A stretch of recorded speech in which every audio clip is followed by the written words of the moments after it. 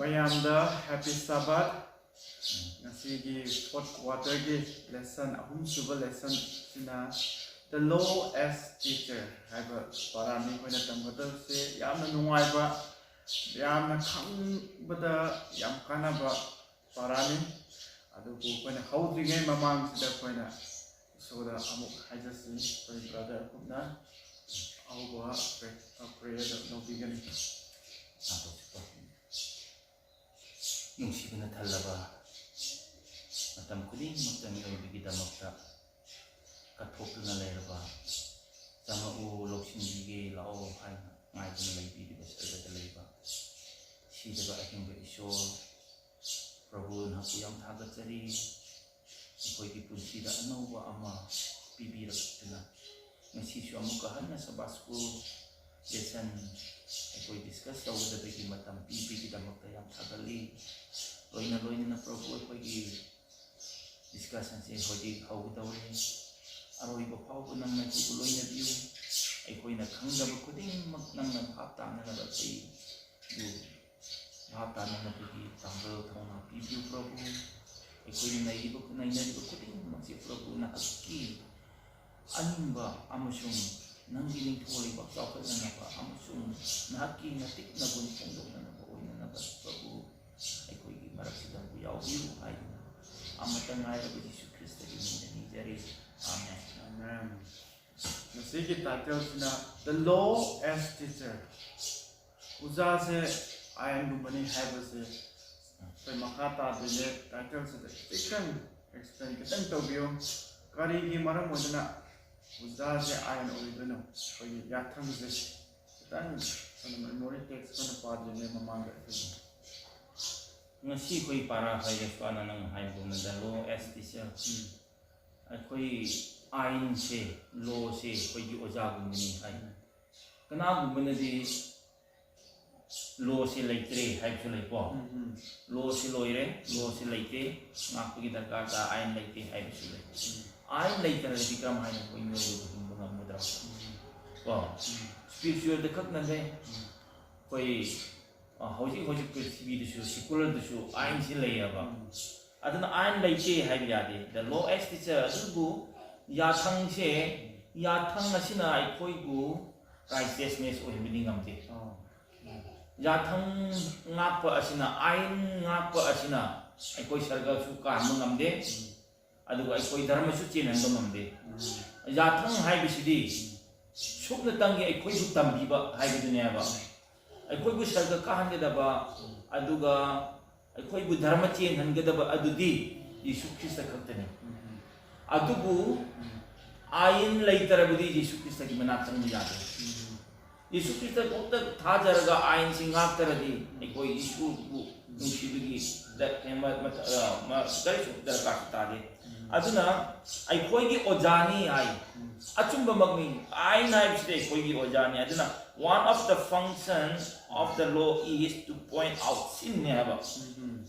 yathang asina ain asina kari kanage kari oige ojane habse ai koi se pap lai laite hai se kana na uli ya ain du ne aba kari kumba aina mai sida hamuk kairadi ai gi hamuk si sai thanda ni kram haina hamuk lai hai se ai kamai khangni mingsen di yeng bata adu mingsen aduna ai gi hamuk to kopi biding am de ba sengdok pa chamthok pudi ngamde ai gi mai da pa iba hamuk adudi ising na chamthok pa ngamya adu kumbene pap hai bisi pap se ai na sina kopi ngamde kopi ngamdu Yesu Christ katni adugu ai na sina koi bu pap lai re hai bisi khangi kai da khange hai ba matamda Romans yengsi Rom ki 7:7 aduda ai amutang pabim yam yengmenisi for what shall we say then? Is the law sin? I say pa oirabudi karibu hai kari tawgini adubu natte. On the contrary, on the taina badako atupurum the haragana I would not have known sin except through the law. I say layram daradi I say pap layre I pap tai I say patabi mini I say kangamoy. For I would not have known the covetousness kalakpa mihauba haibise ai lairamdardi khangoi you shall not covet hai ai nako nang aduna migi maka ramoi dabani kaloi dabani hai hai bu khuding makse kana take kari na koi bu khangange hai bu matamda ai na sina khangeba aduga loina atopodon ayengse Galatians 3:24 asida 3:24 sida hai therefore the law was our tutor to bring us to Christ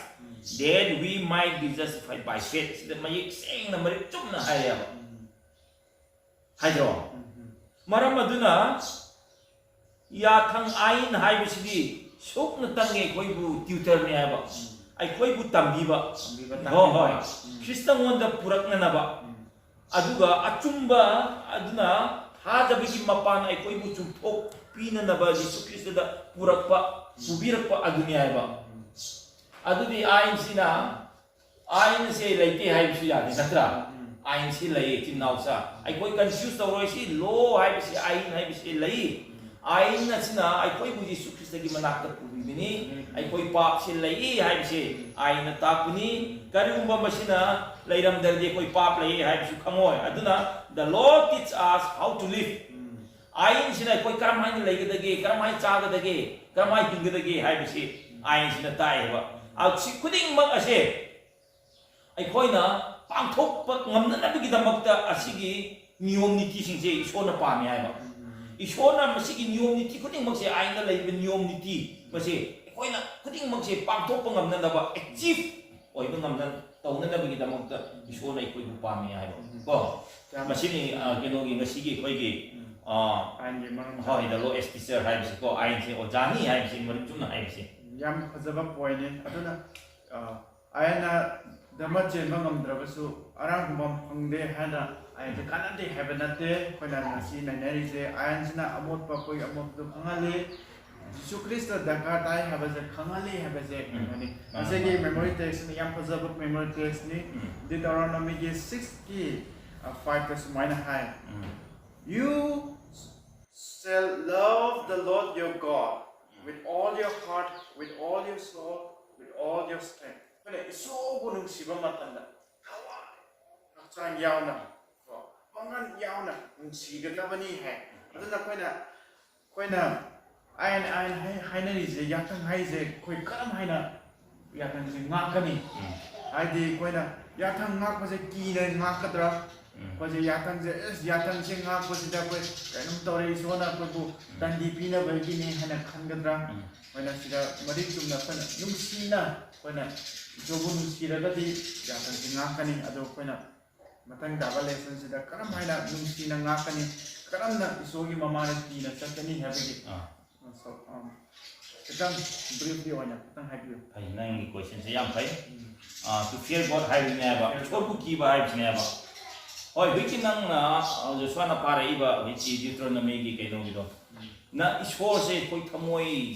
chang loi na ishor gan si gi da bani hai Deuteronomy da khakta na te New Testament su hai ba ain nga pa ina kum nupa do maduna ai loi nang hakre ai loi na tau kaya mutanda isona nang kai loi kai ning sungu isor bu thamoi sing nan sungu amaduna ya tang kuding ma loi na baung tau robini bain tau robini ai ya tang kuding ma aduna loi pul robini ai ba aduna nungsiba ngasi atopa denomination singna nungsiba sini ai ba nungsiba lairadi nungsirabdi ai darkar ta de ai ni nungsibna puli ai nungsirabdi nungsibuduna loi na nangi yathang kuding makta nang nungsirabdi nangi ishor do thamoi seng na mithyudra hai go mithyudu malu thon sudum phangni nang thamoi seng na laiba makai ishor nungsiu nang kai loi kai sing nungsiu maduna ai kuding makdo maduna loi na punjarabni hai maduna ngasi Christian ayamana ngau busu lei nungsibad lairadi nungsiradi ai darkar ta de hai maduna ka hai di nungsiba ai yamaru oi aduga fear God hai bisiga nari oi karamai hai di hai tamda example ama ai hangake Joshua ko ngasi ai koi yumda koi ge ipu thopa ipa sing hanu sing sina ai koi hena paman skon de mini natra mapangan sombe mini kari sto ngam de koi na pur su ngam mi koi chei su ngam ne ba adu bu yum gi ahan hai bisina hanuba oir su ahan amana wa ngam ma matam tau gunu madu tau hai bu matam da ai koi inver ilin indro ahan na hai bi hai koi ile ba ai bu pan sina secular gi oina ko ile ba ahan amana tau gunu hai bu matam da koi ile ba kari da mak in mano do ki bi gira na ter kari gino ahan ne ba do ahan ni ai na pu su ngam mi ai chei su na tau su man kari su thap su ngam mo adu ko man tau gunu hai bi ai ile nang ilam ni yung yan sing tau no hai bu matam da kari gi da mak no hai bu matam da ahan lo ai koi na nungsiya ba ai na ma bu nungsi dar de ai sau sa ba hai ri ba ai ngon chai bi ri ba ai ngon tam bi ri ba ahan lo ai na nungsi su nungsi ani su da ma se ki ba min ai na ma bu ikai khum ne ba ikai khum na bi to fear God is or bu kyu hai de koi revelation is hai de revelation 14 de yung tam da ko fear God is or bu kyu ai do ma gi matik magun nang anggalu ai do aroi ba matam mana justin purakni aduna ki ba hai me to fear God hai se chumna ishor sina kari gumba ai koina aran ba taw matam da huran ba matam da phata ba taw matam ishona ka chan da lumaga nang kari taw ban jonga ga thang pai ga na ta chai pai ga phura ga ai khoi bu phu ni hai be ki bina tia ba ikai khumno hai ne ba ishor ku ikai khumno nungsiu hai ne ba if you love if you love me, keep my commandments. So I will go. I will not share with the idea that I'm so I don't have any have. I don't even see a koi gi no have to go. I don't have to fear God. Masih su hai ai Bible on this on part Deuteronomy gi 31 gather the people together, men and women and little one. Ahan laman khai de go. Mi sing nupi nupa khai de api ko chau loi na mak nang na khomjing ga dabani stranger kulan ba khang de who within your gate nang gi kondong manung da lei ba mi kuding mak ahan nai de nupi nai de angang nai de kulan ba loi na nang punsing ga dabani and they may hear that they may learn to fear the Lord your God and carefully observe all the words of this law higher go masida Deuteronomy da haya ba Moses ni iba lai de sida aduna nang di konthong da lai ba lamlan ba khang de nupi nai de nupa nai de api ka chau nai de loi na nang na pun ji ha laga khom ji laga ma khoi da phajana ta piu aduga phajana ta bu madudi ain hai ba wahai ase lo ase phajana observe ta bida bani ai nya ba pangtau ta bida bani te phajana observe ta bida bani hai yam ain hai ba si yam ru ya ba Lo hai bisi madu nang ngang halu, ada kibu stam halu. This was a simple running ya ba. Ya ni cam na tam kita ba fear God hai bisi. Ya ni cam na koi na tam jeng ngai oi bisi di fear God shobu kiba hai bisi. Lau sing lau man sing rai di lai. Cam na koi ang ahan disu ahan nai de angang nai de. Lau sing lau man sing rai di aurai hai bu matam da. Shobu kiba da lai ba. Ishwar bu ikai kumna ba ishwar bu kiba matam da kiba sina ai koi loksing lawman ahan da beginning of wisdom nya ba masi lai kai da pangge hai da Psalm 111 ko Psalm samaga tramathoi aduga pada tara da adu suna hai ba maram aduna ishwar bu kiba hai ba se ai koi na dangi oine ki da manate ko thamoi seng na ki gida mi kai kumna gida mani iswo bu ki bai bisi ko masiri ki da ya de masiri tau da ya de dangi ni masiri rule na lai bini hai na adu mai tau gida bani amoi seng na ikai kumna gida bani hai bini to fear God hai si ko adu iswo bu nu si ra ga di man hai bu ingani hai bini ko adu na koina reverend yaw na iswo bu ki gida bani ko adu iswo bu ki ba missing di iswo bu nu si ba di man hai bu so da ma ingani hai bini matang ta ba koina mu ni mena si koina ado kai no gi hoi ke ke no gi lo gi matang na ngang ta khar nai na ga da lai lo gi matang si da ko ngasi atopa denomination sing na lo laite lo gi ya thang gi makha da laite ai koi Yesu Christ na loi na mak ya thang nga se romans su hai ko ya thang gi makha da laite Yesu Christ na loi na Calvary cross pangting bi khe ai ba Madugido ichin nausa, adugi yathang law do, asigi high, asigi law sinati haba. Maram di mioi koi se, Hanagi, Papa tum lady ba. Papa lay koi gi tauram kiba pap to, adugi tado triba Jisu Christa gi justify Jisu Christa like koi bu can be ado accept driba. Imputed and imparted high the go. Jisu Christa na koi bu Calvary cross tagi CB na koi gi pap sing koi copy gre hoi justify tau gre go. Mado hoi tau gre aduna hoi ti so na Jisu Christa na hoi ti sanctify matam niya ba process matam niya ba hojik ti nang no ko nagadabni hay niya ba Yesu Krista gi yathang ingidabni mabu magi mataw tam gadabni adugi mayang yathang singak na kuding magto madu taw gadabni hay ba madu di pam da ba yam na ya ba iskon na Yesu Krista na hay bi ining da aduga mana ko gi pap kopi budi di pam ba Yesu na pap kopi budi di pam ba Calvary cross CB na gi pap kopi sno ay na ngawur sa mo kana kopi sno ay di pamba kopi garab ni na hoyiti Yesu Kristo na ay na magte sibi garab ni na ay Yesu gi matung inda bayade magi wahi inda bayade magi chatham da chatta bayade hay ba adudi magi rule and regulation adudi pamba ba madugum ba mi ado kanano hay ba matam nam koy they are still in sin hay na ba makoy hani di pap da tum lay dia ba Maduda laiba papsing ado madune yatangi makada la yato makoy yatangi makada la yatangi makada la di pap ki makada saitan na makoy phadun lai ya ba madu hay na bini asi ko ni ngam si ko dana witness against you hay se koina Moses siram daida ko Israelite loin kausile ko matamda mana tambini ngai ama moina para ama law khala Local Matam, Yatang City, Layduna Lagani, Yatang City, I see Regazu, Yatang get Tatana Lagani, Adana Mana Usilaga Mana Pota, Takiba, Adoga Mana, so Mukang, I see Rega, Israelites, Kamana, Pivam the Lagani, Havamatana, Moise, repentance is over, Kiva Laitaba, is over, Tazaba Laitaba, is over. Isogi commandments and one and not the have the moy but the moy say Isayona Tamale Yampazaba lesson the money Madam the laws the Yatanse Soy Yatanse Mandana Lagani having the Parani Sidak no Chicken Matekan have you say having a tamda Isaiga Wahaise by Hatta we say Kanana Hen lie saying a hen lie Angang Hisu Wahai si Bible gumba kari kirung si tambi ba matamda aduga poem khangde kay gumba khangde isai amagi wording what masing aduga poem gi sak manaba aduga taminaba matamda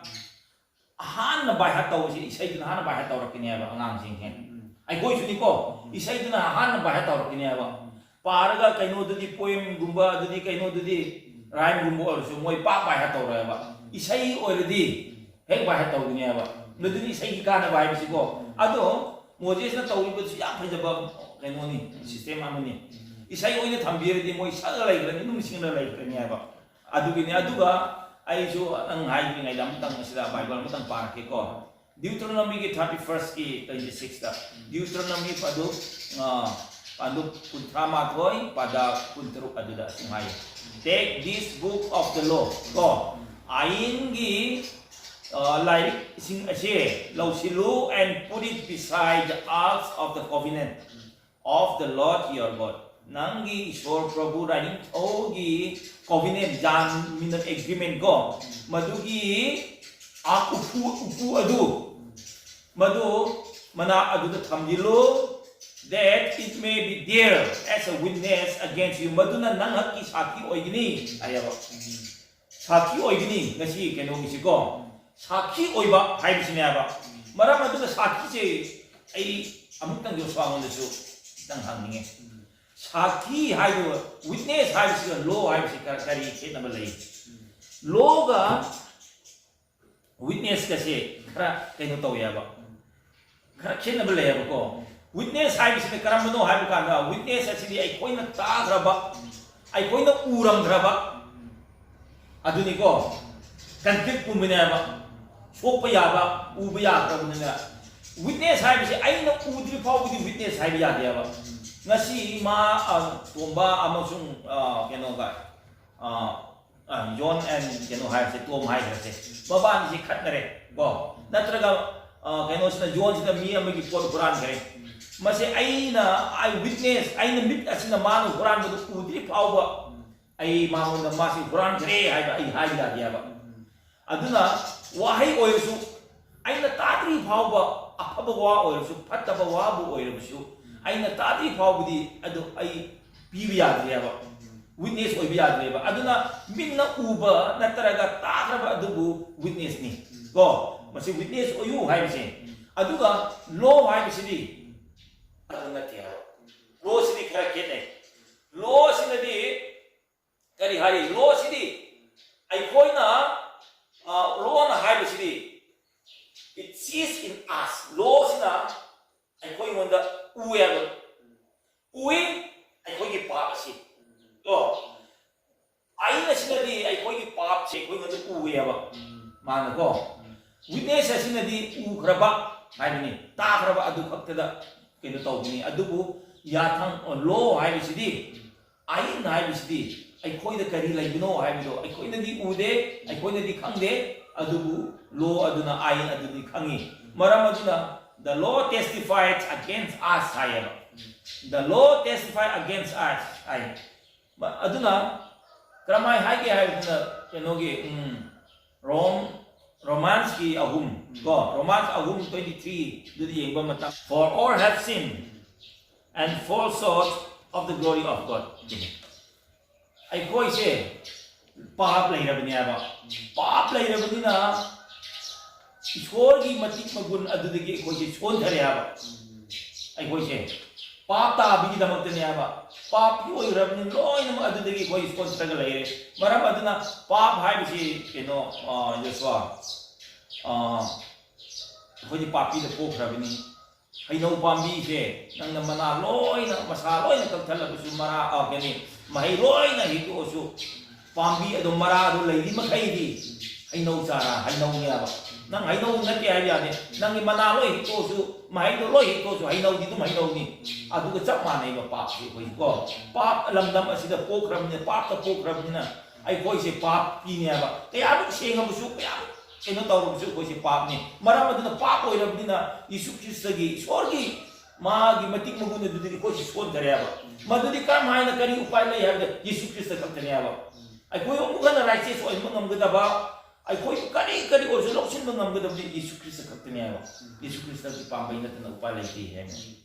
tam suza ga point ni to makata ba koina ye mo matam da koina sogi ya thangjing nga ko matam da kari da kanai koida sogi ya thang nga ko matam da koida kari athing balai habege para da am koina ye minasi asida koina Joshua chapter 1 is 7 and 8 is mine high. Thona happy. Kalu amasung nana yamna thona phana layu. Aduga ngau hai. Sogi ya thangdo nana thona phana ngau. Ye tasu chalunu oi tasu chatkanu adubu thona phana sogi damakta lietna layu. Adana koina jinban degi ko ya thang takhai na laitabo oisnu adana mistake to hai day and night adu sida kari hainin bakari lai side ya thang sida khai kari kana balai sona di koi prosperous sakhat pa so ya thang na ko matam da koi sakhat pa lagani haibing mata na kari hainin ain nga pa asina ai koi bu chawkhat reli aduna ai gi binai Moses na koi munda pi ba sa pi ba kaman tawri ba adu gi matung inna na koi kaunu madu inna chalu madu inna jathang kangong gi matung inna chalap inna chawkhat kini ai tum su chumi mase ishwar gi yathang nga pa ishwar gi wahi in ba ai gi matung inna chaladi chawkhat ta nang lo se phaina nga pa ta ba ai koi ai matung inna chat ta ra ba di ai koi kai si ngai lai For example, highway. When gari those, gari head another labor matamda. Moina min loy piaba, instruction loy piaba. Nang gari those matamda nang helmet hapkadabini, natra. Helmet hapkadabini, aduga nang gari speed chase mu pigidabini. Aduga gari ki thau se tap chana hangadabini, oil se hangadabini. Loy na piaba. Madugi matung inna nang tawbutarabini nangi gari se soy na sa soy nang safety oy niaba. Nang madu tawdaba kan niaba. Gari kan na thau nu hai kan na thau re helmet so hapta bum tam nang accident to chi niaba. Aduna adu lo niaba. Mogoi na pi niaba. Instruction to pi niaba. Nang asmai gari se asmai china gidabini. Hai do. Mahoi na hai bu matung ina sina re koi prosper oy roi do. Adu chak mana nang si koi so isko na piri ba yatang ase lo se masi koi chak chana masi matung in na chalabdi ai ko kari su kin ngai lai kari su kin ngai lai ba maduni isko na hai si ko Moses na piri ba ai servant na piri ba mana comment tawi ba adu ki matung in na nang chalabdi nang chaukat kini hai adu one of the most important function of the law is to make us prosperous niaba kwai di maru oi ba kara function tau busi ko important oi bise maru oi bise asi ya thang niaba maduna that is that we may be successful in our enterprise ai koi na duni ngai hai ra do ai koi na ya thang si ai mi matung in na chalabdi ai koi si chau khalakini aduga ai koi punsi da kari kuding ma su success oi rakini ai koi na ai je ngak pu matam da ai na de koi du sakpat te du sona koi na nungsi koi gi nungsi bigi isobu nungsi bigi koi ai ngai dana koi na ngak pu matam da isona ju ko bigi gani maram de koi na isobu nungsi ra bane na mai ai su nga bane na isona bo so na bigi gani koi na makha ta ba koi reference yam lai isoi ya thang se koi na ngak kata bane aduga kana gumba amana isogi ya thang tara da amma kana grahana koi na tokai thamangga su maze guilty amani habaze maze iron factor amani habaze James 2:10 deki prayer ka ko kana sta hai gre aduna sai nga ko matam da saitan su yana sawi achum lepa matam da isogi mi se ya thang nga ko matam da saitan se yam sawi aduna ta pudi saitan se isogi lo se pamde achum budu khanganing de habige para sida khuna chauna ubo pani adu makata ba mu khoina mu yemina se khoina isogi ya thang nga ko matam da khoi asiba namoi haibusu laite khoina isogi chinban de phaw ba khoina ta ba phange khoina gospel de yemo matam da ai ni damakta lepa matam da nang ot nei ba amaso digi ot nei badi phangani hai adu koina ot nei ba matam da koina harau na accept tawbadra or the examples of miyam laire kari sida koina tip amoina koina Christian faith se chakhat na ma kari hai struggling sing matam da matang le ko ado amko Bible jing ne si Second Chronicles 31 verse 21 and goes. Second Chronicles 31 verse 21 God. And in every work that he began in the service of the house of God, in the law and in the commandment, to seek his God, he did it with all his heart. So he prospers. Masida hai ni ko kari hai sara in the service of the house of God is all he ning na sangda tawgada ba thogan kuding mak ado tawri ba thaw kuding mak ado ai da piri ba adugi yathangi matung in na tawi adugi matung in ma na isorbu thi thamoi seng na thi madum matam aduda ma chawkhali hai ni ko masi kalai da hangi hai ganda sigi kai masi gai da phange Joshua and Hezekiah. God. Joshua Hezekiah prospered because Makoy ani Joshua ga Hezekiah gi handakta Makoi si kramai chaukat ke hai mutamda makoi se isol ya thang ai isol gi ai se ille ba phajana ngai ya ba adu khakta natna ko makoi se makoi na chaukat pa adu khakta natna madu khakta da koi adu ki chaukat pa loi na phangbi ni hai bi lai ke ba yo soga ni hemaya asina isol gi ai in bi gi damak ta makoi kunsi ta chaukat le moi prospero ore ado prosperous oigidabdo madu khakta loina koi ishwargi ai ngak khading makse loina chaphatkini haibidi leite ishwarna loina kanbigini kudakta haibidi leite ado yengse ko comment pining hakeno haptine na edit tawdine da ko karamai tawge haiba matamda hoji ishwargi sibok sing ko aduga magi foreigner sing ai nga ko mi ngantini John the Baptist adusu ai nga ko niya ba aduga Yesu Krista gi magi kajin su oibini ma adusu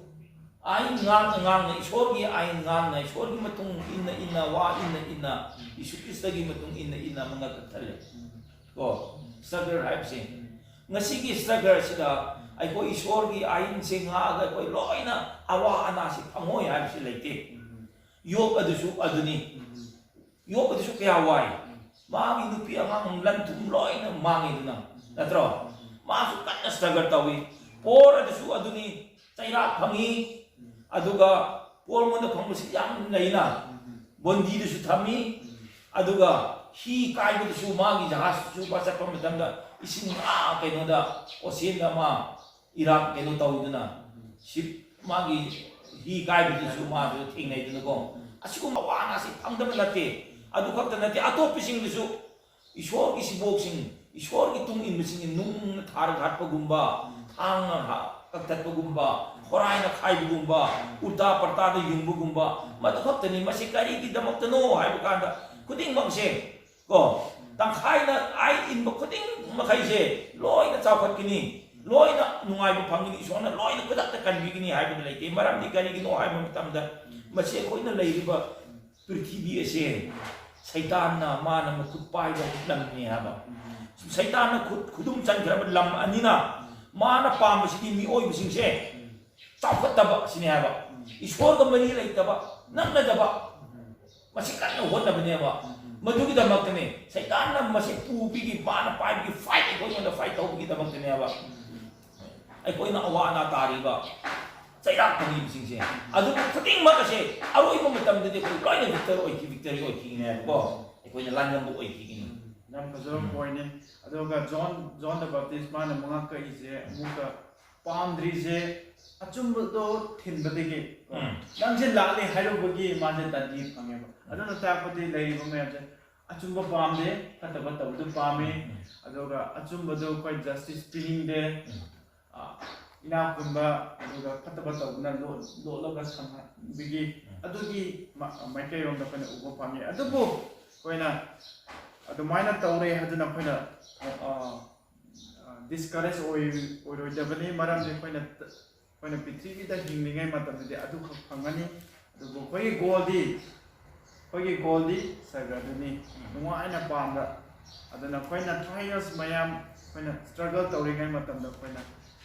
Sidi koibu isobu hena kauna hak naba isogi pangan koibu hena kan hanabi kita bangni habis koina positive long da koina khansi aduga mathang taba iro loiba lesson sina koina Yesu Kristana tabang panda leiringai matamda mase yathanga phibra mase achumba pamba mira mina karam haina khanai habigi mate koina losin tengai da koina nasi Oi, Jesus our example. Yesu Krista sina ai gi example oibi. Yesu Krista ase koi oja hakta nate. Masida ko. Ai gi oja hakta nate. Aduga ai gi damakta kanbiba mapu patagi kanbiba adu hakta nate. Masi loi na pungsuk chupi ne ba. Ay mo tam din nga su oiba ko yam kare haisa greatest teacher niya ma se oja marta kwai de khaba oja oyeba ai khoi gi damakta hayeng tamjanangai gi damakta example su oibieba maram aduna first John gi 2:6 to the yengba matamda ko first John 2:6 to yengba matamda whoever claims to live in him must live as Jesus did kanagumba ai se ishol gi matung inba Yesu Krista gi matung inbini haiba mi aduna Yesu Krista gi matau tambata Yesu Krista na tawbugum na tawbata niya ba ai Yesu gi ai Christian habi Yesu Krista gi tung inbising hai niya ba ai Christian ni hairaga Yesu Krista gi matung inbini Yesu Krista bu thada khrabini hairaga Yesu Krista na tatpa lambi aduda mana tawriba thabak aduda ai koi tawbi darbidi Yesu Krista matung inbui kari artha lai so ai hai mi ko hoi Yesu Krista matung Yesu Krista na asom da sakre ai koi na som chat ya ko ai koi a da lambi da koi raga theng na se ai ya dia ba Yesu Krista gi footprint na du igidabni maram aduna Yesu na hai kana gumba ai gi kenoni haiba mini haiba mi aduna aina tawbum na tawbudabni haibine ko maram aduna Yesu Krista ga ishwar ge koi prithvi da keno tawbigi ni leche yengse mane kiram example singse Philippians gi 2:8 adu su yengbio ma example si he was obedient in everything Yesu Krista na prithvi da lairingai sida mana mi oibo oina lairing palingai aduda mana achum arana aduga mi phambi kodi adu tawbi bakak na mi kanbiba nataraga mitangbu phanba anabu healing haise healing and miracles adu kok na ko idam example tawi aduga ma masamak nesu ain singai ba ishwar gi ain singai ba maram adu Philippians 2 then he was obedient in everything ma hiram kudinda ma se haibi inba adu oyaba aduga Luke 2:51-52 Luke 2:51 and 52 the yengba matanda he kept the law sin he was a sarma na ha oiringai digi angang oiringai digi hauna ma se ya thang se ain se ngataga ilaga lai Hebrew gi manga gi nipan adu yengba matanda he learned from the law ma se ain digi tamme Yesu Krista masamaksu ain adu paraga ain adu digi law adu digi ma se tamme aduga John gi 8:29 the yengba matanda John 8:29 yengba matanda he obeyed the law to please God Ishwar gi aning bato oina na bigi damakta Ishwar gi aning bo oina na bigi damakta Ishwar gi apamo oina na bigi damakta mana ain singdo tap chana mapung phan ileba aduga Psalm 40 verse 8 to the Psalm 40 verse 8 the Bible hangdar so he delight in obeying the law ya thang hai base in base mangon da layeba aduga John 15 Gospel John 15:10 the yengba mutana he keep the law for love's sake nungsibagi mapana ko nungsibag oina ma se ya thang singse lo singse ngai haba maram aduna Yesu Krista na prithvi da lairingai da man ain kuding maksi thuai de maram aduna Matthew 5:17 da hai de ain la pase ain bu thuai banate toigum busum ain singdo mapung phana na bigi damak lo sing mapung phana bigi damak lakni aya maram aduna ngasi ain laite lo laite hai mi sing karai da chakra hai bisni aduna Matthew dun so am hai ain ai gi wa hai se bindu am hangam ru muktang mang surupudi prithvi sire mang ne henna komi lai hai ne ba maduna tapudi ishwara ngamam thiba hai ki wa sing se machi bindu am phau mang ya ba maram aduna ai prithvi da lap se mangan prophet singi wahi sing saduk singi